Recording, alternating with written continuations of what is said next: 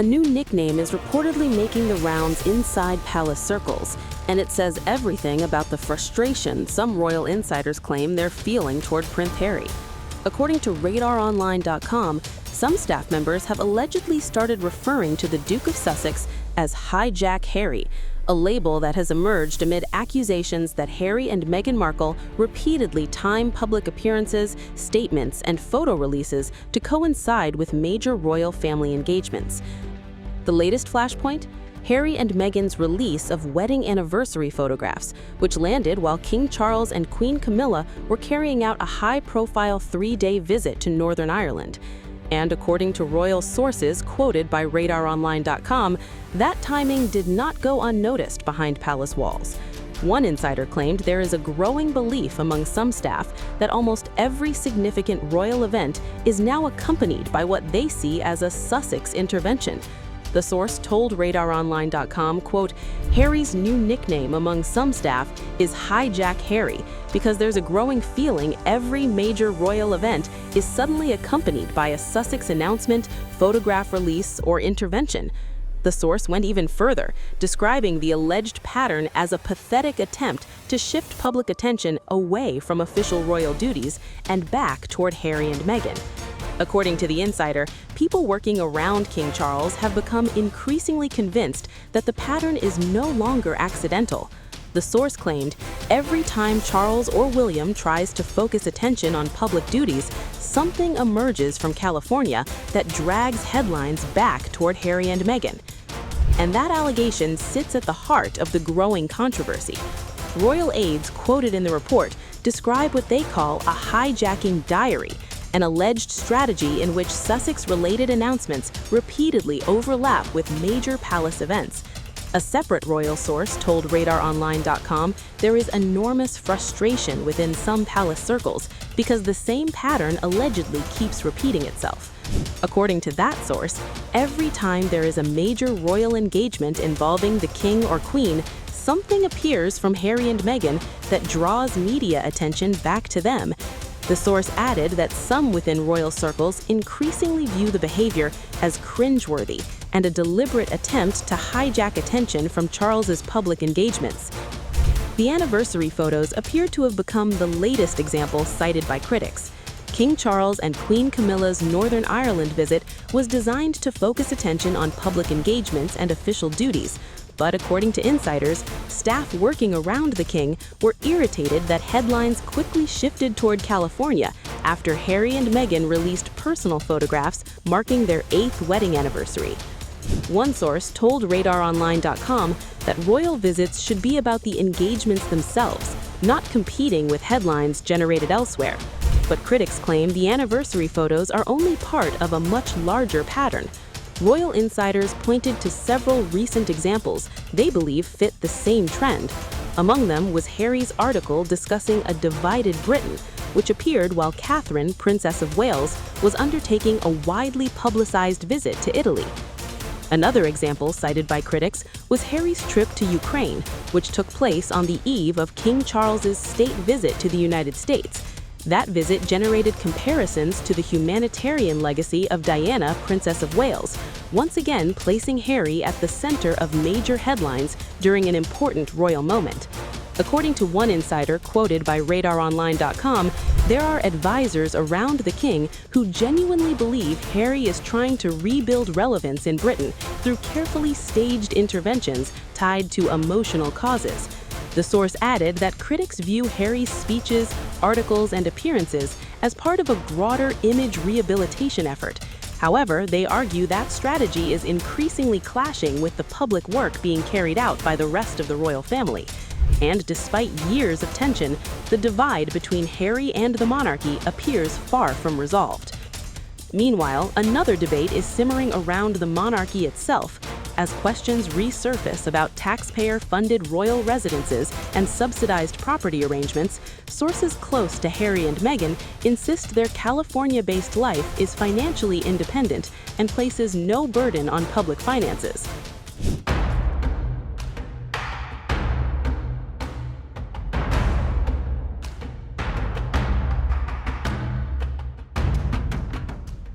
Prince Harry and Meghan Markle's decision to step away from royal life is back in the spotlight as the royal family faces a major examination of its financial arrangements. The renewed scrutiny comes as questions mount over subsidized housing, crown estate properties, and whether members of the monarchy should continue receiving special accommodation deals.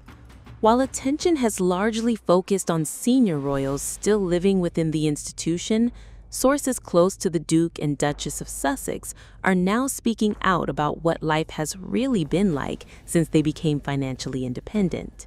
According to the Mirror, insiders close to Harry and Meghan acknowledge that life outside the royal system has been more challenging than many people realize.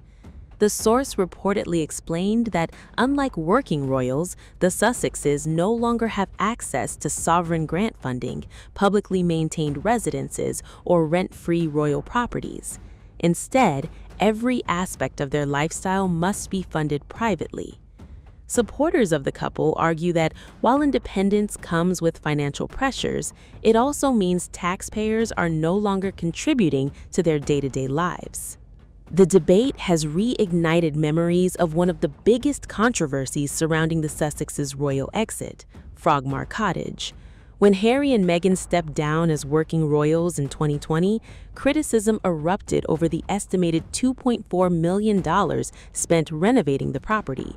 However, sources close to the couple now claim repayment was always part of their plan.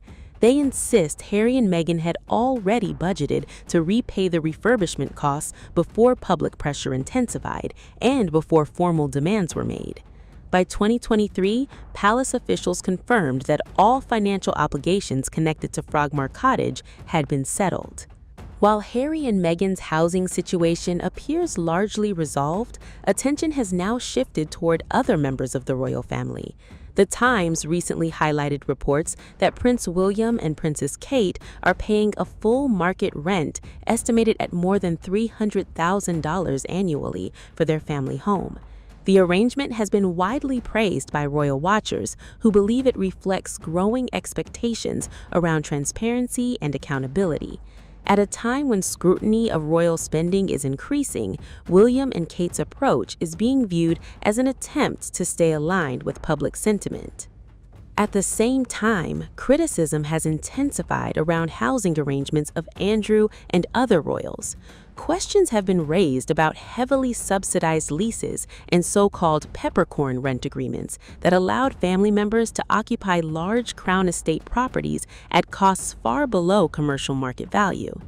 Those revelations have fueled criticism from Republican campaigners and transparency advocates, who argue that royal housing benefits should face the same scrutiny as any publicly connected institution.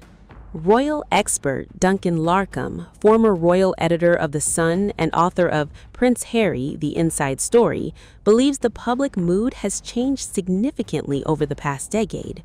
Larcombe argues that the backlash surrounding Harry and Meghan's Frogmore Cottage expenses may have been one of the first signs that attitudes toward royal finances were evolving. According to him, the debate has since expanded beyond the Sussexes and now encompasses broader questions about how royal properties are funded and whether special privileges remain justified in modern Britain. The controversy is expected to grow even larger this summer as the Public Accounts Committee prepares to review Crown estate arrangements involving members of the royal family. The investigation is expected to examine property leases, rental agreements, and whether some royal residences are being occupied under terms that differ significantly from standard market rates. The findings could reignite long-standing debates about the relationship between public assets, taxpayer interests, and royal privilege. For Harry and Meghan, the timing is particularly significant. Once criticized for their housing arrangements, the couple are now being cited by some supporters as an example of financial independence from the institution they left behind. Meanwhile, Buckingham Palace faces mounting pressure to demonstrate transparency as public expectations continue to evolve. As questions surrounding royal wealth, property, and accountability dominate headlines once again, the House of Windsor finds itself confronting one of the most sensitive issues of the modern monarchy: who pays for royal life and who should?